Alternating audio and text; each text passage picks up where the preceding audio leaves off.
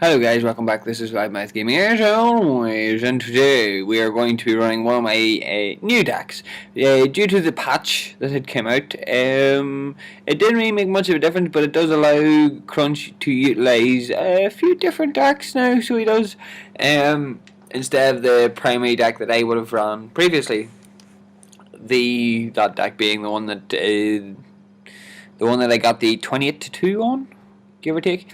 Right, so as we can see, we've got Crunch and the Grooks in the opposite team.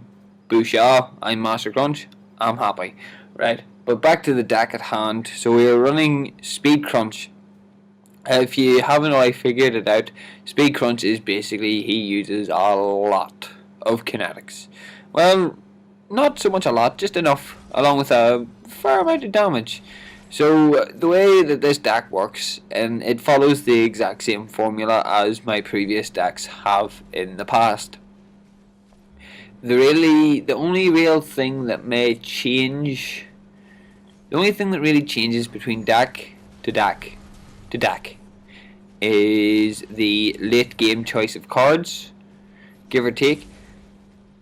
Now, by the late game, there will be the only cards that really do change in the long run, as it will split between whether or not you're going to be running more kinetics, you're going to be running crit, you're going to be running lifesteal, you're going to be running utility, things like that there. It's going to change in terms of whatever way your playstyle works. So, for me, my playstyle with my Crunch primarily bases itself off of the aspect of being able to burst down just about anybody that comes into contact with me, basically. Now, with particular regards to this build here, is obviously for our early game we'll have our Madstone Gem, we will have our Scout Sword, our Thunder Cleaver, then we'll have our Tempered Plate, along with our Guardian Scythe and our Berserker Drive. Was the Berserker Drive in this build? I'm going to have to check at some stage. I'll probably check later on.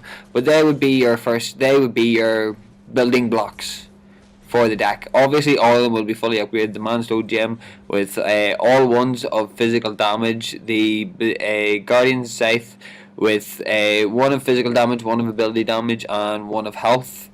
The Tempered Plate will have one of each armor. Now, the reason I chose the Tempered Plate instead of the Adamant Dagger, I think it's called, is because armor early game is more effective than late game.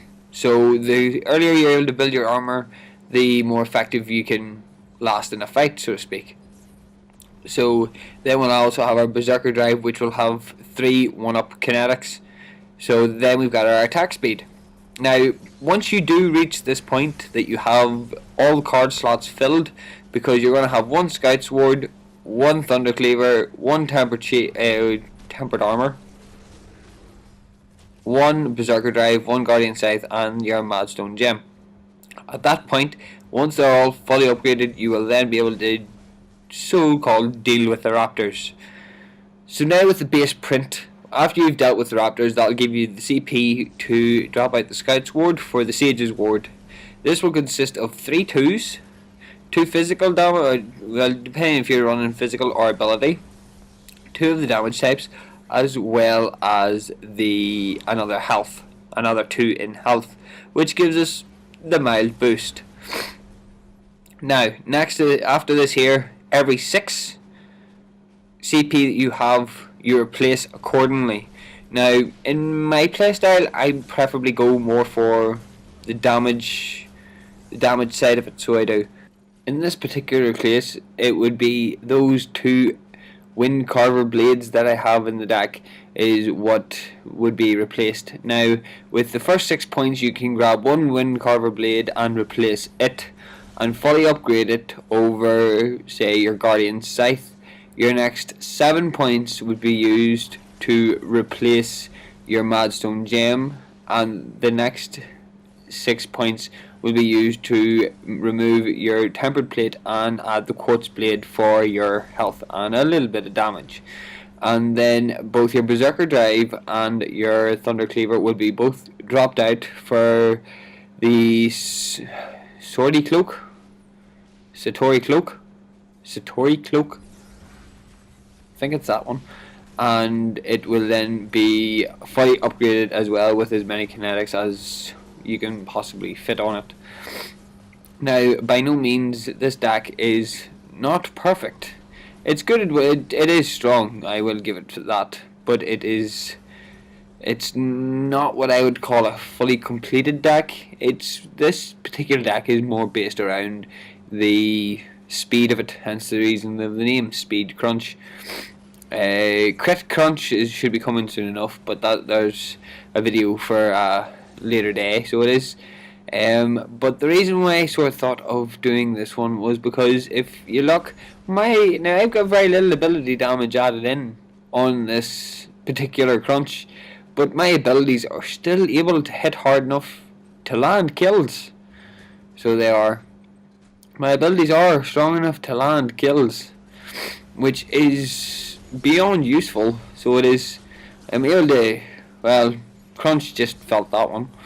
But that does what I mean. I'm able to do what needs to be done with whatever variant of crunch that I'm running. I tend to try and fine tune my deck as much as possible before having it being uploaded and then free to use.